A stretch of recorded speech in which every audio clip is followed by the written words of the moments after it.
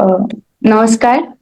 महाराष्ट्र राज्य उच्च व तंत्र शिक्षण विभाग व महाराष्ट्र माहिती तंत्रज्ञान सहायता केंद्र यांच्या संयुक्त विद्यमाने राबविण्यात येणाऱ्या करिअर कट्टा या उपक्रमाच्या माध्यमातून महाराष्ट्रातील तरुणांना राष्ट्रीय व आंतरराष्ट्रीय स्तरावरील विविध नोकरीच्या व प्रशासकीय संधींबाबत मार्गदर्शन मिळत आहे.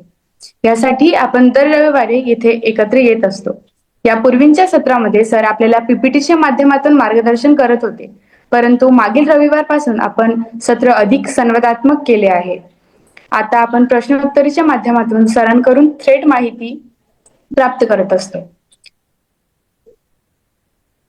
30 मिनिटाची मुलाखती सत्र झाल्यानंतर जर विद्यार्थी मित्रांनो तुमचे काही प्रश्न असतील तर तुम्ही चॅटबॉक्समध्ये किंवा हँड रेस करून सुद्धा विचारू शकता.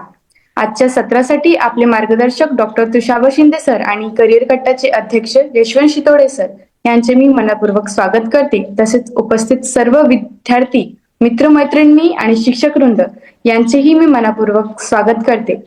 आजचा विषय strategic dialogue series UPSC international education and scholarship question answer series या सिरीजची सुरुवात करत असताना सर आपले काही एक ओपनिंग नोट असतील तर ते आम्हा सर्वांसमोर शेअर करावे ही नम्र विनंती. चला तर मग आजच्या सत्राची सुरुवात करूया. सर माझा पहिला प्रश्न आपल्या करिअर संदर्भात असा आहे की तुम्ही विद्यार्थ्यांकरिता यूपीएससी बद्दल ओपनिंग थॉट्स काय आहेत हे आम्हाला नक्कीच जाणून घ्यायला आवडेल.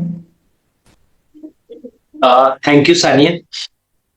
पहिल्यांदा आपल्या सर्वांचं पुन्हा स्वागत. दरवेळेस आपण भेटतो दर रविवारी नवीन एनर्जी सोबत, नव्या व्हिजन सोबत आणि नव्या ध्येयासोबत. त्याचं एक मला खूप बरं वाटतं. आणि ह्या पूर्ण जर्नीमध्ये you are doing such a great hard work and तुम्ही एका पद्धतीने त्याला समजून घेण्याचा प्रयत्न करता. मित्रांनो, जसं प्रश्न विचारलाय सानियाने रिगार्डिंग द यूपीएससी, मित्रांनो पहिली गोष्ट म्हणजे मी ओपनिंग थॉट्स सगळ्यात महत्वाचं एक सांगेन. पहिल्यांदा लोकांच्या मनात भीती आहे की स्टाफ सिलेक्शन बेटर आहे, आरआरबी बेटर आहे, एमपीएससी खूप बेटर. पण मित्रांनो जर थोडस एक 10% 25% मेहनत करण्याची जर इच्छा असेल तर यूपीएससी ही सर्वात सोपी मानली जाईल. कारण प्रत्येकाच्या मनामध्ये एक हे राहतं म्हणजे आपण महाराष्ट्रात आहोत तर एमपीएससी करावी. तर मी माझी कळकळीची विनंती सर्वांना असेल की टार्गेट यूपीएससी करा. खूप छान पद्धतीने केलं तर त्याचा एक शेड्यूल आहे, टाइम टेबल आहे, तर तुम्हाला सर्वांना त्याचा खूप फायदा होईल. ती गोष्ट आहे. सेकंड गोष्ट मित्रांनो, सगळ्यात गोष्ट महत्वाची आहे की तयारी करताना ज्या चुका होतात आपल्या सर्वांच्या, त्या चुकांमध्ये महत्वाचा पार्ट असतो की आपण काय करतो, अभ्यासाला सुरुवात केली, आपण ते करत राहतो. 1 महिना 2 महिने 6 महिन्यानंतर विचार करतो आपण की मी जो अभ्यास करतोय बरोबर आहे. आणि ह्या 6 महिन्यामध्ये विचार करतो मित्रांनो, खूप वेळ निघून गेलेली असते. तुमचं ते मनातली भीती म्हणा, त्या तुमची जी एनर्जी गेलेली असते ती वेस्ट होते. तर त्यासाठी पहिल्यांदा की तुम्ही रोज जे तुम्ही अभ्यास करताय, राईट दिशेने तुम्ही जाताय का, तुम्ही राईट पद्धतीने अभ्यास करताय का, तुम्हाला गायडन्स बरोबर भेटतंय का, ह्या गोष्टी तुम्ही रोज स्टडी करत जा. नंतर एक गोष्ट तुमच्या मनात प्रश्न येईल की आम्ही कसं ओळखावं. तर महत्वाचा मुद्दा आहे की तुम्ही डिस्कस करत जा, तुमच्या मित्रमैत्रिणींसोबत डिस्कस करत चला की हा मी जे करतो ठीक आहे.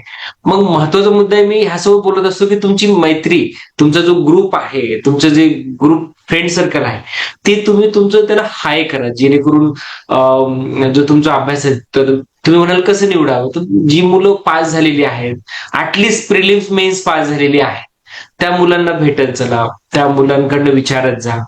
आणि बऱ्याच वेळा असं होतं की आपण 4-5 जणांकडनं विचारतो, बोलतो, तर अशा वेळेस एक प्रश्न येतो की मी कोणाकोणाचा आहे. तर ह्या वेळेस असं आहे की तुम्हाला जे योग्य वाटतं, जे तुम्ही स्टडी करता त्याचं लॉजिकल अप्लिकेशन तुम्ही करणं गरजेचं आहे. महत्वाचं नंतर एक 3 स्टेजेस मध्ये मी सांगेन, जे युपीएससी साठी किंवा आपल्या इंटरनॅशनल साठी ही गोष्ट आहे. प्रिलिम साठी मॅक्झिमम एमसीक्यू क्वेश्चन सॉल्व्ह करा मित्रांनो, तुम्हाला ऑटोमॅटिक तुम्हाला त्याची कमांड येईल. दुसरी गोष्ट, मेन्स साठी you start writing the question, show to the higher level. जी मित्र कंपनी आहे जी पास झाली त्याची हे करा. आता एक सर्वात छान मार्ग सांगतो, तुम्ही चॅट जीपीटीवर टाका, तुम्हाला परप्लेक्सिटी टाका, बाबा मला चेक करून दे. आता माणसांची सुद्धा गरज नाही, उलट 4 चुका काढून सांगेल आणि तिसरी गोष्ट इंटरव्ह्यू मध्ये मित्रांनो, आज जे तुम्ही माझ्यासोबत बसतोय, आपण बोलतोय, तुमची इंटरव्ह्यूची तयारी सुरू झाली आहे. You can observe the other friends, you can observe me, you can observe the other senior official. जिथे जिथे तुम्हाला गेट टुगेदर होतं बघा, साहित्य संमेलन असेल किंवा ऑफिसर अधिकाऱ्यांचं काहीतरी, जाऊन बसा, बघा ते कसे बोलतायत, त्यांना बोला. तुमची इंटरव्ह्यूची तयारी सुरुवात झाली म्हणून समजा. Are you getting? तुम्हाला सगळा मुद्दा हा. तर एक माझं जसं तुम्हाला द्यायचं, बाकीच्या गोष्टी मी सांगेल तुमच्या प्रश्नोत्तरासोबत. सांगा. Thank you so much sir. नक्कीच, ऍब्सल्युटली सर. माझा पुढचा प्रश्न असा आहे की सर, युपीएससी साठी सेल्फ स्टडी आणि कोचिंग यामध्ये नेमकं कोणतं संतुलन ठेवणे योग्य ठरेल? मित्रांनो, मी तुम्हाला एक गोष्ट सांगतो तुम्हाला, म्हणजे माझं ऑब्झर्वेशन, तुम्हाला जे माझं मी बघितलंय आणि मी आता इंटरव्ह्यू घेत असतो, मुलांसोबत बोलत असतो. कोचिंग क्लास फक्त 1% देतो तुम्हाला. 99% इज युअर्स. आता तुम्ही म्हणा असं कसं? आता तुम्हाला उदाहरण देतो, मी नाव घेत नाही कारण हे लाईव्ह चालू आहे. इट इज अ मित्रांनो, हजारो विद्यार्थी एकेका क्लासमध्ये 10,000 ते 12,000 मुलं क्लासेस घेतात, म्हणजे टॉपमोस्ट क्लासेसमध्ये. आणि ते 1 वर्ष, 2 वर्ष, 3 वर्ष, 4 वर्ष, 5 वर्ष, असे 50,000 विद्यार्थी 5 वर्षात तिथं स्टडी करतात, बरोबर? आणि 5 वर्षामधनं 100-200 मुलं निघतात. मग बाकीचे काही मुलं इंटरव्ह्यूच्या तयारी येतात, काही मुलं मेन्सच्या टेस्ट सिरीज लावतात. मग ही मुलं सुद्धा त्याच्यामध्ये इन्क्लूड होत राहतात, जे भारतामधनं सगळी तयारी करून दिल्लीत आलेले असतात. आणि आपल्याला काय वाटतं, अरे त्या तिथनं 200 मुलं निघालेत 500 पैकी, 1000 पैकी 400 निघाली. तर कळलंय की नाही तुम्हाला? हे फक्त 1% आहे. तर याचा रोल काय? तुम्हाला हे कळायला, हाही मूर्ख आहे, मी मूर्ख आहे, तोही मूर्ख आहे. याच्यामध्ये जी कॉम्पिटिशन लागलेली आहे आपल्याकडे, की आपण सगळे एकच आहोत. मी सुद्धा परीक्षा पास होऊ शकतो, माझा बाजूचा मुलगा सुद्धा पास होतोय, तर मी सुद्धा उद्या पास होतो. असं ते कोचिंगचा तुम्हाला एक सेल्फ कॉन्फिडन्स होतो. मी असं म्हणत नाही की तुम्हाला कोचिंग क्लास खूप काही देतोय किंवा नाही देत, असं म्हणत नाहीये मी. खूप काळजीपूर्वक शब्द मी वापरतो मित्रांनो. कोचिंग क्लास तुम्ही लावू शकता, लावायला पाहिजे, प्रत्येकच जण लावतो. पण it's role is 1% only. You have to do 99% hard work. तर मित्रांनो, तुम्ही जर तुमच्याकडे फायनान्शियल अवेलेबिलिटी असेल, if you are possible in the metro, you should try. If not, then you can do the self study. तुम्हाला मी जिथे जातो उदाहरण देतो. मागच्या वेळेस मी तुम्हाला बोलताना बोललो, एक 12वी केलेला विद्यार्थी होता. त्यानंतर त्याने काय म्हणतो त्याला आपण, ITI केलं. ITI केल्यानंतर त्याने इंजिनिअरिंग केलं मित्रांनो. तो परीक्षा पास झाला, तो गावाकडचा होता. एक मुलगा ITI करून यशोधरा चव्हाण मधनं ऑनलाईन केलं मित्रांनो ग्रॅज्युएशन. तर समजून घ्या, तो मुलगा इंटरव्ह्यूला आता, आणि मला खूप म्हणजे कौतुक वाटलं त्या विद्यार्थीचं. तर फक्त मुद्दा काय, तुमच्या मनात तो सेल्फ कॉन्फिडन्स असायला हवा की मी करू शकतो. फक्त मनात एक ठेवू नका, मी करू शकत नाही किंवा मी करू शकेल का, किंवा मला भीती वाटते. मग तुम्ही तसं जर डोक्यात आलं, you are out of competition. I hope my advice is very clear. If you want to do your study, do it, but with your confidence. Okay, sir? Thank you so much sir. पुढचा प्रश्न घेऊया.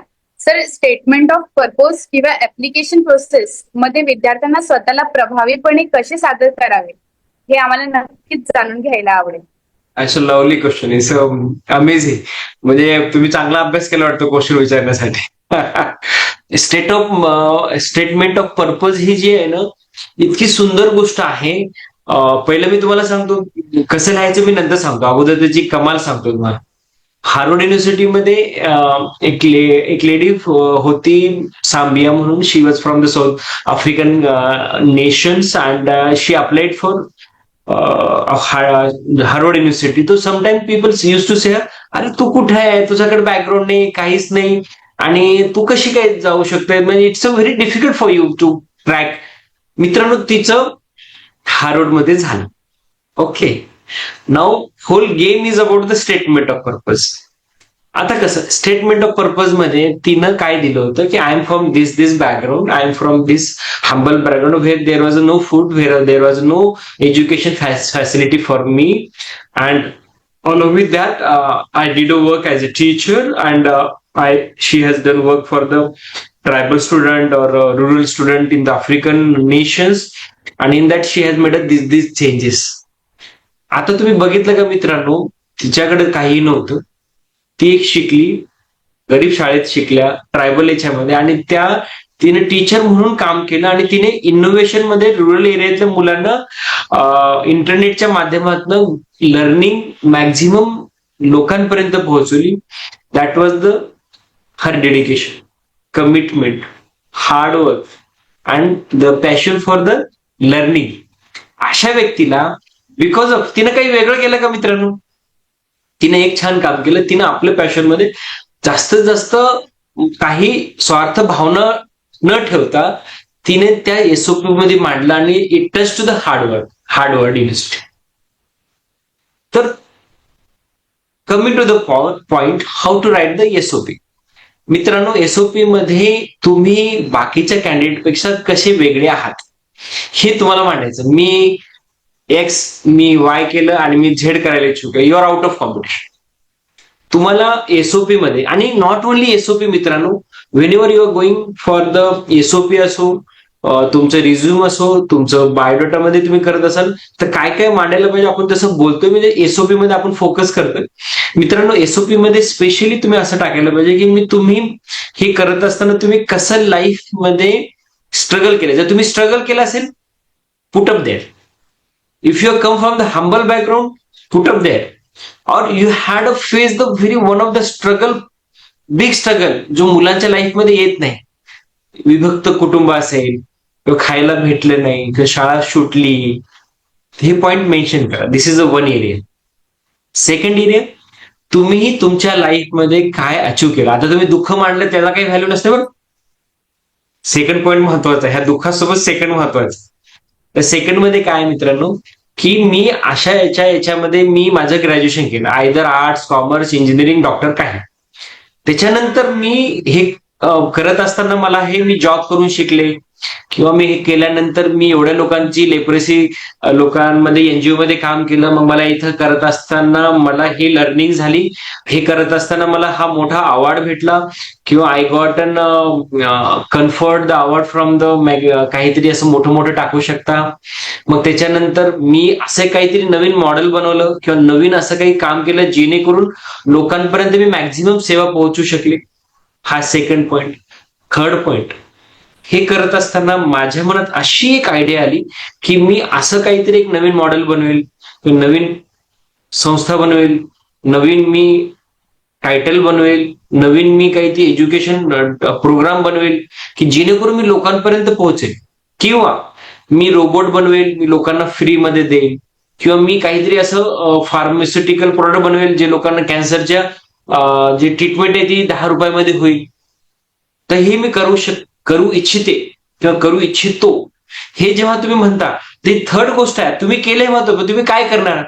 आता तुम्ही लोकांना काही करू, मी लोकांना मारणार म्हटलं, मग कोण काय करणार तुम्हाला. पण तुम्हाला थर्ड मध्ये सांगायचं की मी मदत करू. ह्या 3 पॉईंट खूप महत्वाचे. माझं स्ट्रगल, मी काय केलं, आणि थर्ड पॉईंट, ह्या तिन्ही गोष्टी एसओपी मध्ये आल्या पाहिजे. आय होप तुम्हाला हे होतं. हे केल्यानंतर मित्रांनो, तुमचे जे चान्सेस ऑफ एंट्री आहे to the your dream university खूप वाढतं. आणि ह्याच गोष्टी तुम्हाला you have to put up in the biodata, CV, तुमच्या याच्यामध्ये हा एंट्री करतात. फक्त तुम्हाला प्रत्येकाचा प्रोफॉर्मा वेगळा असेल. ओके मित्रांनो, सानिया. खूप छान माहिती दिली sir, thank you so much. Sir, पुढचा प्रश्न घेऊया. आर्थिक दृष्टी दुर्बल विद्यार्थ्यांसाठी इंटरनॅशनल एज्युकेशनचे कोणते प्रॅक्टिकल पर्याय उपलब्ध आहेत. मित्रांनो, मी तुम्हाला असे खूप उदाहरणं देऊ शकतो. गरीब विद्यार्थी आहेत पण ते फॉरेनला आहेत. ओके, तर प्रत्येकाला मला एकच मुद्दा सांगायचा, जेवढे काही विद्यार्थी आपले आहेत, तुमच्या मनात इच्छा येते की मला फॉरेनला शिकायचं, घरात छप्पर नाही राहायला, याचा अर्थ देवाने तुम्हाला त्याच्यासाठी बनवले, किंवा तुम्ही त्याच्यासाठी लायक आहात किंवा तुम्ही ते करू शकता. आता तिन्हीमध्ये तुम्ही काय तुमच्यासाठी ठेवायचं हे तुमचा प्रश्न. ओके, पण एवढं नक्की, you are able to do it. That is the reason that kind of thought came in your mind. त्याच्यामुळं पहिलं तुमचं अभिनंदन ज्या विद्यार्थ्यांमध्ये financially you are not viable मित्रांनो करू शकतो. आता आपण ते कसं करू शकतो त्याच्यावरती बोलूया. पहिला मुद्दा मित्रांनो, महाराष्ट्र गव्हर्नमेंटच्या खूप स्कॉलरशिप अवेलेबल आहे. बार्टीमधनं आहेत, सामाजिक कल्याण विभागाच्या 100 स्कॉलरशिप अवेलेबल आहेत. नंतर आता सारथी, महात्मा ज्योतिबा फुले असं भरपूर आपल्या महामंडळ आहेत. त्यांनी आपापल्या समाजाच्या मुलांसाठी म्हणा किंवा सगळ्या विद्यार्थ्यांसाठी आता स्कॉलरशिप सुरू केलेली आहे. SC, ST, OBC किंवा जनरल कॅटेगरी प्रत्येकासाठी आहे. तर यू कॅन अप्लाय देअर आणि तुमचा पूर्ण खर्च गव्हर्नमेंट करतं. हा एक मुद्दा तुम्ही एक लक्षात घ्या. याच्यामध्ये मॅनेजमेंटसाठी काही सीट असतात, आर्ट्स कॉमर्ससाठी, मॅथमॅटिक्स, नंतर मेडिकल सगळ्यांसाठी सीट आहे. तर हा एक मुद्दा. सेकंड गोष्ट मित्रांनो, तुमच्या मनात हे असतं की मी कसं करू, की तुमच्याकडे हे नाही. तर मित्रांनो, आत्ताच एक तुम्हाला सुंदर उदाहरण देतो. एक मुलगी आपल्या पिंपरी चिंचवडची होती, मी वाचलं, तर ती नासामध्ये गेली. ती 10वी नंतर गेली मित्रांनो, आणि ती आय थिंक 10वी-12वी मला जसं आठवत नाहीये. तर she applied and she got it. Okay. नंतर एक विद्यार्थी आपल्या कुठल्या तरी सातारा साईडचा आहे, घरामध्ये छप्पर नाही, शेतात जातोय आणि ग्रॅज्युएशन नंतर he is going for the PhD साठी जातोय, फ्री फुल स्कॉलरशिप. महत्वाचं आहे काय तर स्वप्न. आता थर्ड गोष्ट आहे ती कसं करायचं. मित्रांनो एक लक्षात घ्या, तुम्ही सगळ्यांनी ज्यांना इच्छा आहे, म्हणजे व्हेदर इट इज, हे बघा, फायनान्शियली स्ट्रॉंग कोणीच नाही. कारण जो खर्च ज्याचा असतो तो 50 लाख ते 1 कोटीपर्यंत जातो किंवा दरवर्षी 1 कोटी लागतो. त्याच्यामुळं मला जरी म्हटलं की करायचं असेल खर्च, तर it is a very difficult मित्रांनो. ओके. तर बाकीचं मोरॉरलेस सगळ्यांसाठी आहे. तर मित्रांनो तुम्ही GRE तयारी करा, टोफेलची इंग्लिशची तयारी करा. You get a more than 315 in the GRE. तर your chances of getting are very high. Next गोष्ट अशी आहे की अशा काही युनिव्हर्सिटीज आहेत मित्रांनो, आज असे काही देश आहेत जे तुम्हाला 100% फंडिंग करतात. जसं जर्मनीमध्ये तुम्हाला आणि रशियामध्ये तुम्ही जर शिकायला गेलात तर तुम्हाला 100% फंडिंग आहे. इव्हन माझे काही प्रोफेसर आहेत, त्यांची मुलं सुद्धा आता जर्मनीला, मी आता जस्ट त्याच्यासाठी थोडी मदत केली होती, तर त्याच्यामध्ये सुद्धा तर लोक जातात का आता 100% फंडिंग आहे. ओके. सोपा मार्ग आहे. That is also one of. ऑस्ट्रेलियामध्ये सुद्धा खूप सपोर्ट सिस्टम त्या ठिकाणी आहे मित्रांनो.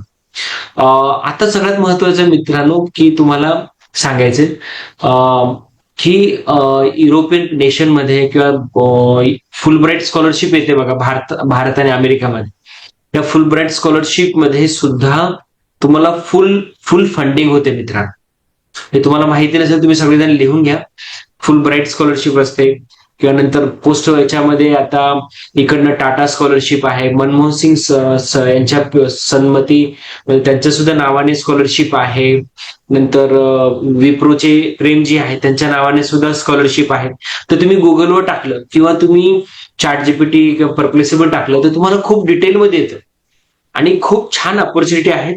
फक्त मुद्दा आहे तुम्हाला. आता याच्यामध्ये सर्वात महत्वाचा एक मुद्दा सांगतो.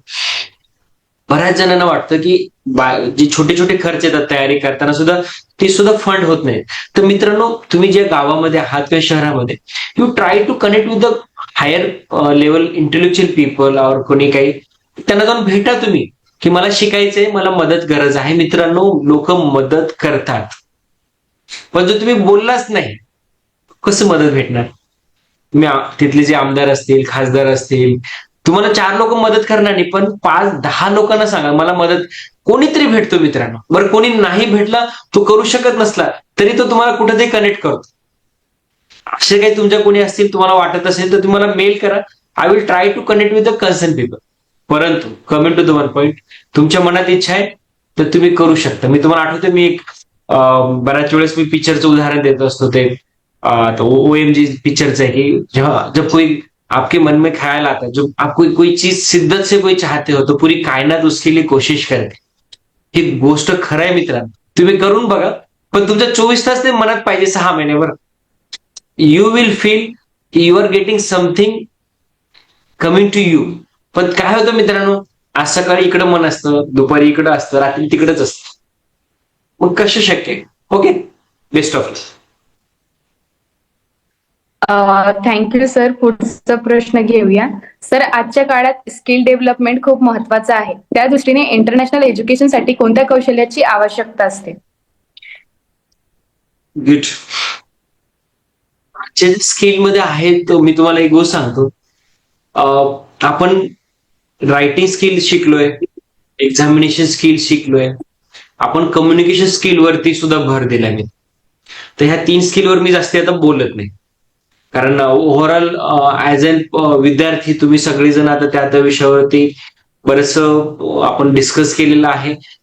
तर आपल्या इंटरनॅशनल याच्यामध्ये कम्युनिकेशन मध्ये मला एवढंच इच्छा आहे तुम्हाला ऍड करायचंय. प्लीज इंग्लिश म्हणा, त्याच्यावर चांगली कमांड करा. पण येत नसेल, लाजू नका. ठोकून बोलता आलं पाहिजे मित्रांनो. म्हणजे मलाही आज कधी कधी इंटरनॅशनल डेलिगेशन आलं असं वाटतं, यांची इंग्लिश चांगलं आहे, माझी इंग्लिश खराब आहे. लाजू नका, काही फरक पडत नाही. मी आता इतके लोक बघितलेत इंटरनॅशनल, त्याला इंग्लिश आपल्या 5वीचं पोर एवढं येत नाही मित्र. ते सरळ म्हणतात मेरे को इंग्लिश नाही आते, I don't know English. Okay. तर मला एक गोष्ट कळली, आपण मूर्ख आहे. आपल्याला वाटतं मला इंग्लिश नाही, काही फरक पडत नाही. पण इंग्लिश आली ना तुटकी फुटकी, ते सुद्धा ठोकून बोला. बेशरम बनायला पाहिजे. मी थोडं जास्त हार्ड वाक्य वापरतोय, पण कॉन्फिडन्स राहू द्या. बोला मित्रांनो, लाजू नका. It is very much. हे मी जे तुम्हाला बोलतोय ना मित्रांनो, खूप अनुभवानंतर बोलतोय. मी जपानमध्ये गेलो होतो, अहो चक्क म्हणतात आमच्याकडे इंग्लिश नाही येत. मग आपण काय त्यांना मारतो का? आपण काय त्यांना काय वाईट बोलतो का? आपण ते ऍक्सेप्ट करतो की नाही? आपण जातो याच्यासाठी कारण आपल्याला गरज आहे. त्यांच्याकडे आपण त्यांची टेक्नॉलॉजी शिकायला जातो, बरोबर? Because they are the best in the technology. मित्रांनो, तुम्हाला इंग्लिश येत नाही काही फरक पडत नाही, but you should be best in your skill. तुम्हाला स्किल म्हणा. आता तुम्हाला घरी जर आता मागच्या वेळेस मी बारामतीत होतो, आपल्या तुम्हाला भेटायला आलो होतो, तर बारामती जी स्किल आहे अग्रिकल्चर याच्यामध्ये, जर तुमच्याकडे ती आहे, अहो जापानवरनं कुठून कुठून लोक येतील तुमच्याकडे.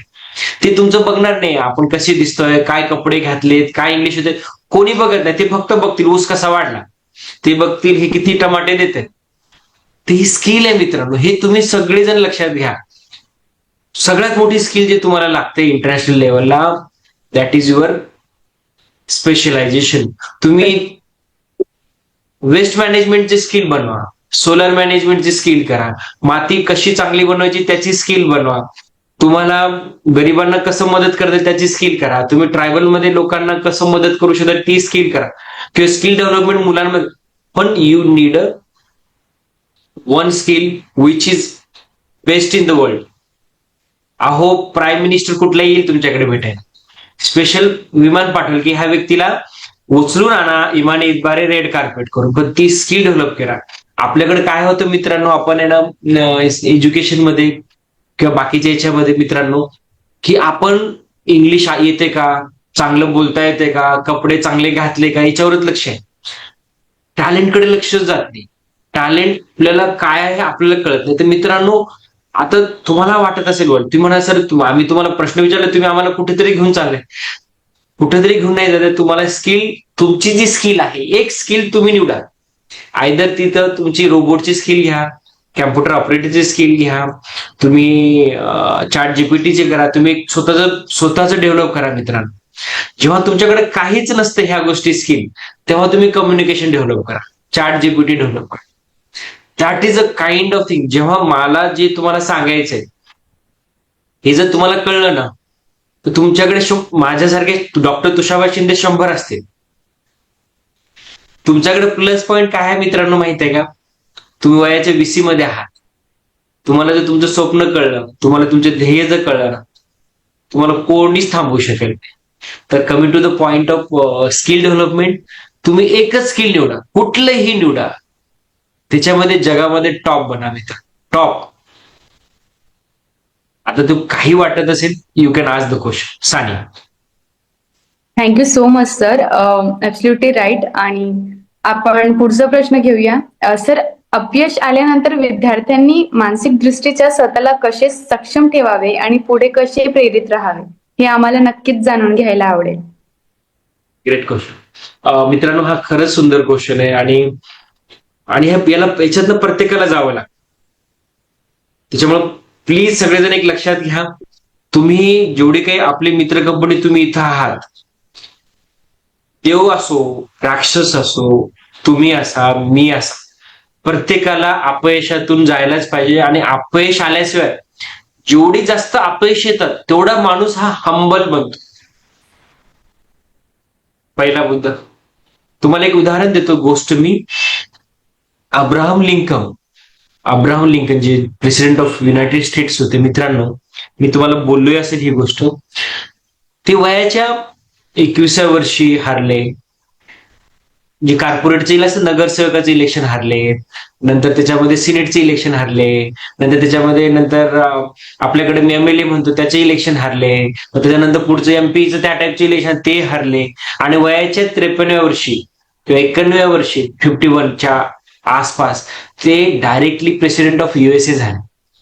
आणि त्याच काळामध्ये he got a attack from the paralysis, neurological डिसीजचा हे होता.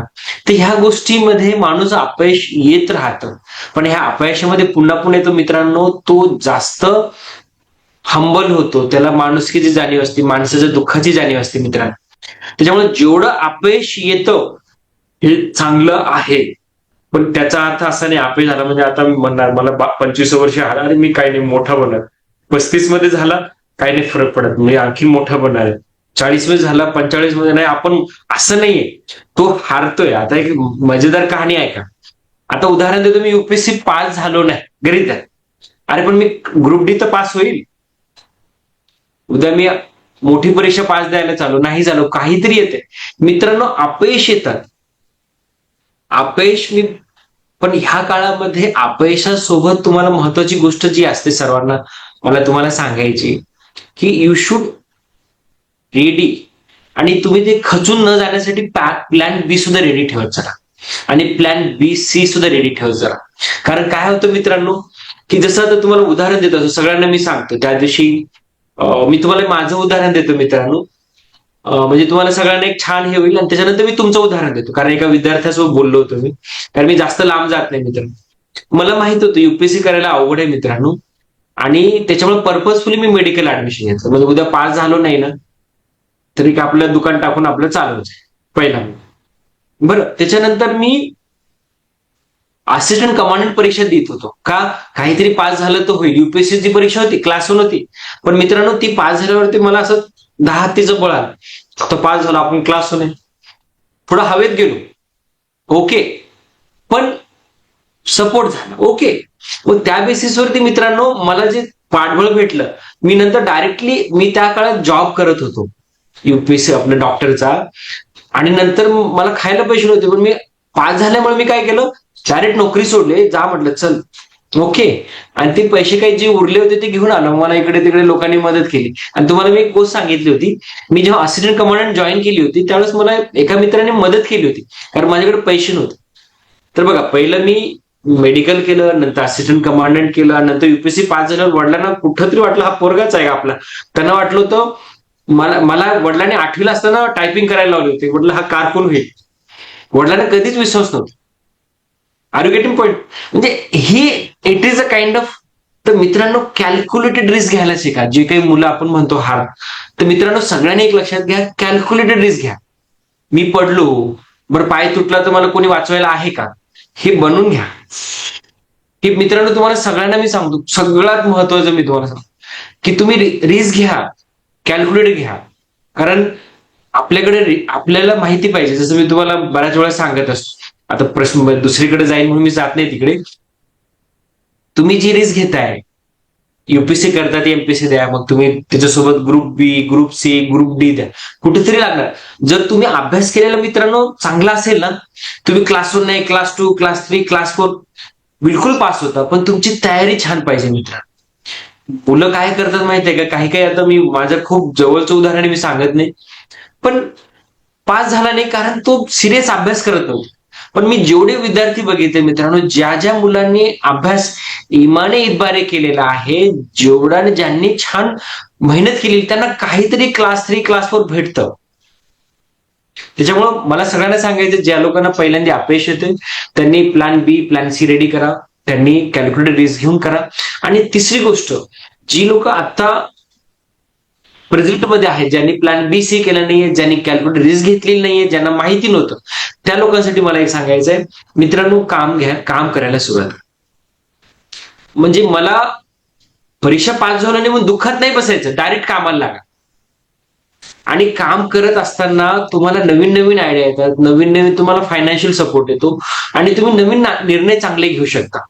आणि तुम्हाला एक आणखीन एक प्रॉब्लेम येत असेल, मुली असतील मुलं असतील की आमच्या गावात काम भेटत नाही, मित्रांनो डायरेक्ट मुंबईला पुण्याला या मित्र. तुम्हाला कोणीतरी मित्र असेल त्याच्या घरी जा, काहीतरी काम करा. तुम्ही जर चांगले असाल तर तुम्हाला मदत करतात. सर्वात शेवटची गोष्ट मित्रांनो, हारलो आता कोणीतरी मदत करायला येईल, कोणीतरी आपलं दुःख असं पुसायला येईल, बिलकुल नाही येत कोणी. आपले आई वडील सुद्धा येत नाही आणि येऊ सुद्धा नाही, कारण जीवन तर स्वतःलाच जगायचंय तुम्हाला, बरोबर आहे. तर अपेक्षा करू नका कोणाकडनं, आणि करायला नाही पाहिजे. तुम्ही स्वतः धीर गंभीर होऊन मार्गक्रमण करा. कोणी थांबू नका. आता माझं मी पास झालो नाही म्हणून माझं आता जीवन संपलं आणि माझं आता लाईफमध्ये काही नाही, हा विचार करू नका. तुमच्याकडे खूप रस्ते आहेत. आणि बऱ्याच वेळा लोकांना वाटतं माझं जीवनाचं, असं नका. वेळात सगळ्यात जीवनात तुम्हाला सगळ्यात सांगतो महत्वाचं, तुम्ही जिवंत आहात हे सर्वात महत्वाचं. त्याच्यामुळे तुमच्या जीवनामध्ये तुम्हाला खाचखळगे आले, अपयश आलं, वाईट मानून घेऊ नका. देवानं तुम्हाला 4 हात पाय, चांगलं तोंड दिलंय, चांगले कानं दिले, डोळे दिले, एवढं छान आयुष्य दिलेलं आहे. याच्यासारखं तुम्ही भाग्यवान नाही आहे. तुम्ही चांगलं काम करू शकता, हे करू शकता. ह्या जगामध्ये तुम्ही कितीतरी दुःखी लोक बघता, आणि जेव्हा तुम्ही दुःखी होता मित्रांनो, बाकीच्याकडे गरिबांकडे बघा, ज्याच्याकडे काहीच नाही, ज्यांना नोकरी नाहीये, ज्यांना सगळ्यांनी बाजूला टाक, जेव्हा तुम्ही त्याच्याकडे बघता की तर त्यावेळेस तुम्हाला तुमचं दुःख कुठंच काही वाटत नाही मित्र. Are you getting my point? तेव्हा ते बघा. आणि एक उदाहरण शेवटचं सांगतो मित्रांनो, आता काही एक IAS मित्र झालेत बघा, मी बघतो काही खूप छोटे फिजिकली हँडिकॅप आहेत किंवा काही आहेत, त्यांचं स्ट्रगल बघा मित्रांनो.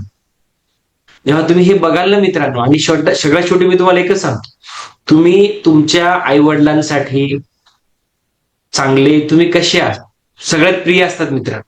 हे डोक्यात ठेवा आणि लाईफ हे करा. आणि थांबू नका. सगळ्यात एक शेवटचं वाक्य सांग, थांबू नका, चालत राहा. परीक्षा पास हो न हो, पुढे चालत राहा, करत राहा, आणि आनंदी राहत जाणं खूप गरजेचं मित्र. Okay, thank you. खूप खूप धन्यवाद सर. खरोखरच आम्हा सर्व विद्यार्थ्यांना या मार्गदर्शनाची खूप गरज होती. पुढचा प्रश्न घेऊया सर. सर, IELTS आणि TOEFL सारख्या परीक्षांची तयारी करताना कोणत्या सामान्य चुका टाळायचे हवात, हे आम्हाला नक्कीच जाणून घ्यायला आवडेल. बघा, IELTS आणि टोफेल. IELTS जी आहे इंग्लिशची एक्झामिनेशनची परीक्षा आहे, जी आपल्या युरोपियन कंट्रीमध्ये घेतली जाते. आणि टोफेल जी आहे, test of foreign English language, okay, तर ही आहे ना अमेरिकेमध्ये मानली जाते. तर याच्यामध्ये कसं आहे, दोन्हीचा पॅटर्न हा IELTS आहे, ही सोपी एक्झामिनेशन मानली जाते, आणि टोफेल थोडं बहुत. तर ह्या तयारीमध्ये मित्रांनो एक लक्षात घ्या, तुम्हाला जे काही अभ्यासाचा जो पॅटर्न असतो तो तुम्ही समजून घ्या, सिलेबस समजून घ्या, आणि तुम्ही त्याची तयारी 1-2 एक्झाम दिल्यानंतर तुम्हाला तो बऱ्यापैकी कमांड येते. तर तुम्ही सर्वांनी, आपण याच्यात काय करू शकतो आपण, की याचा जो पुस्तकांचा संच असतो किंवा त्याचं जे सिलेबस, सॉरी, त्याचं जे स्टडी मटेरियल आहे त्याचा अभ्यास करा. क्वेश्चन मध्ये तुम्हाला व्हॅकॅब्युलरीवर कमांड करावी लागते, तुम्हाला रायटिंगवर कमांड करावं लागते, कारण प्रॅक्टिस याच्यावर करावी लागते. इंटरप्रिटेशन आहे, कम्प्रिहेन्शन आहे, याच्यासाठी तुम्हाला मॅक्झिमम प्रॅक्टिस करावी लागते. It takes around 6 months to 2 years. जे आपल्या मराठी बांधवांसाठी सांगतो, म्हणजे मित्रांसाठी सांगतो. आता ज्याचं इंग्लिश बॅकग्राऊंड आहे चांगल्या याच्यामध्ये, तो जाऊन बसला तरी त्याला 120 पैकी 100, 110 येते. ज्याचं चांगलं बॅकग्राऊंड आहे ना, तो जाऊन बसला आणि लिहिलं तरी त्याला 110 येणार. आणि आपल्यासारख्यानी जाऊन म्हटलं की मला तयारी करायची, मित्रांनो मला सुद्धा वर्ष लागेल. ओके, तर practice makes a man perfect. Lot of hard work, required आहे. पण मित्रांनो इम्पॉसिबल नाही, खूप काही करू शकतात. आणि काही काही युनिव्हर्सिटीमध्ये फक्त टोफेल वरती सुद्धा ऍडमिशन घेतात.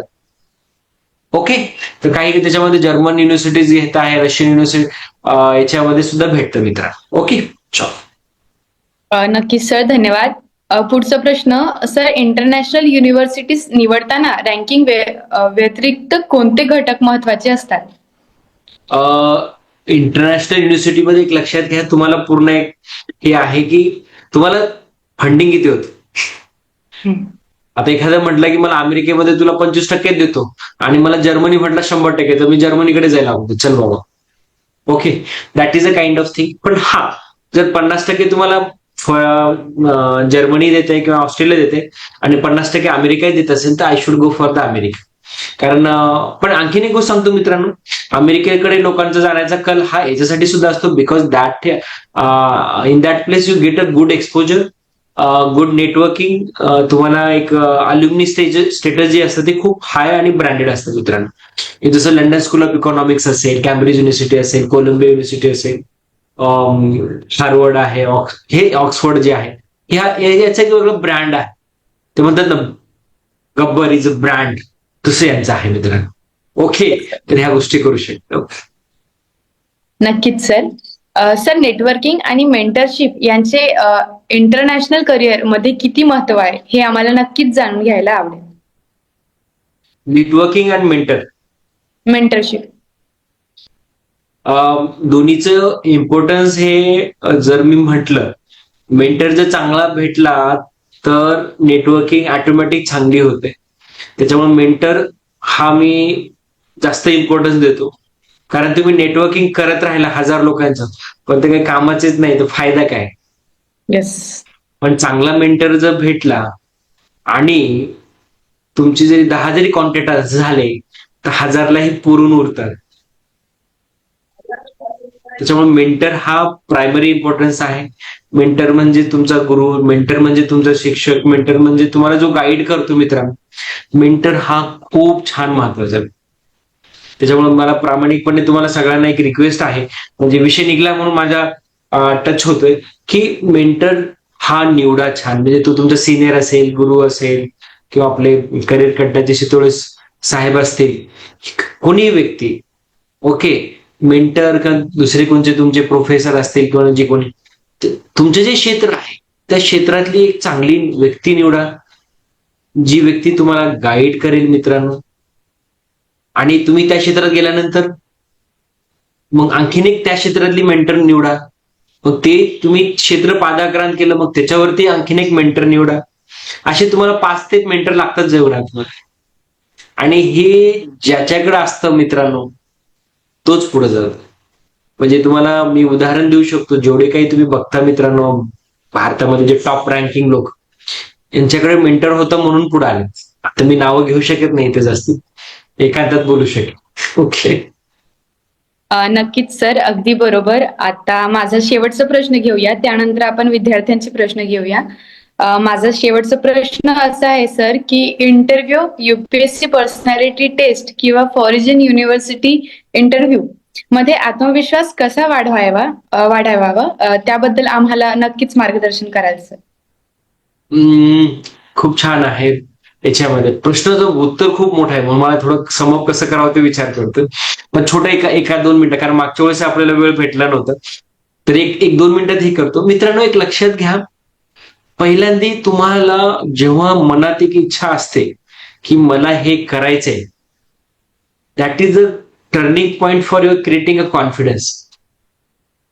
जर तुमच्या मनात जर प्रश्नच नाही आला, तुमच्या मनात जर इच्छाच नाही आली, तर it cannot create a confidence. कारण लक्षात घ्या मित्रांनो, मी आजपर्यंत जीवनामध्ये सगळ्यात अवघड गोष्ट मी काय बघितली माहित आहे का? कोणाला मोटिवेट करणं. आता एखाद्याच्या मनात असलेला मोटिवेट करायचं होतच नाही, तो एकदम शांत असतो. खूप कमी लोकांमध्ये स्पार्क क्रिएट करण्याची ताकद असते मित्र. ओके, आता जसं फॉर एक्झाम्पल XYZ, पण काही काही लोक असतात मित्रांनो, की एखाद्या व्यक्तीला आपण किती मोटिवेट करा, बोला, तिथे ती जागृतच होत नाही ती.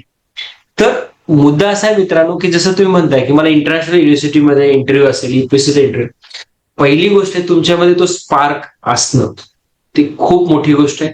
आणि तो स्पार्क क्रिएट झाल्यानंतर टिकून ठेवणं, आणि तो टिकून ठेवल्यानंतर त्या इंटरव्ह्यू बोर्डापर्यंत जाणं. तर तिन्हीपैकी एक जरी जागा मिस झाली तर you are out of competition. Okay, तर तुम्ही ह्या इंटरव्ह्यूच्या तयारीमध्ये आपण जे तयारी, त्याच्यानंतरचा प्रश्न येतो आपण ती तयारी. मित्रांनो, जसं मी मागे बोललो आता सुरुवातीला असताना की चांगल्या जे तुम्हाला जे क्षेत्र निवडले, ज्या क्षेत्रामध्ये तुम्हाला करिअर करायचं, ज्या क्षेत्रात तर त्या क्षेत्रातली लोक निवडा. म्हणजे समजा आता मी जर परभणीला राहत असेल आणि तो व्यक्ती जर पुण्यात असेल तर पुण्याला जाऊन भेटा. आणि मी तर म्हणेल की तुम्हाला ज्या शेतात करेल तर पुण्याला जाऊन थांबा तुम्ही. जर तुमचं जे माहेरघर असेल, तुम्हाला वाटतं मला पैसा कमवायचा, इंडस्ट्री करायचं, तर मुंबईला जा. मुंबईला त्या लोकांसोबत राहा. कारण तुम्हाला पोहायचं असेल तर पाण्यात उडी मारावीच लागणार तुम्हाला. आणि जेव्हा तुम्ही तिथे जाता, त्यांच्यासोबत बोलता, राहता, तर ऑटोमॅटिकली तुम्ही यू टेक द त्यांची गुण घेता. मित्रांनो, जसं मी तुम्हाला म्हणत असतो, मागे तुम्हाला एक बोललो होतो, आपण वेळ कमी असला मी तिथं जात नाही त्या गोष्टीवर आता. पण तुम्हाला जे कॉन्फिडन्स वाढवायचा आहे, तो कॉन्फिडन्स त्या लोकांमध्ये राहिलात, त्या लोकांमध्ये बोललात, त्याची गोष्टीची प्रॅक्टिस केली. पुस्तकं वाचणं खूप गरजेचं आहे मित्रांनो. तुम्हाला जर बोलायचं असेल, पुस्तकं वाचणं खूप गरजेचं आहे. आणि ते पुस्तक वाचलेलं बोलता येण्यासाठी प्रॅक्टिस करणं गरजेचं. तर करत राहा मित्रांनो. आणि कोणाला डिटेलमध्ये पाहिजे असेल याच्यावरती तर आपण हे स्पेसिफिक प्रश्न असेल तर विचारा, मी हे करतो. सांगेन. Thank you so much sir. अगदी छान आणि सोप्या भाषेत तुम्ही आम्हाला सर्व विद्यार्थ्यांना मार्गदर्शन करत असता.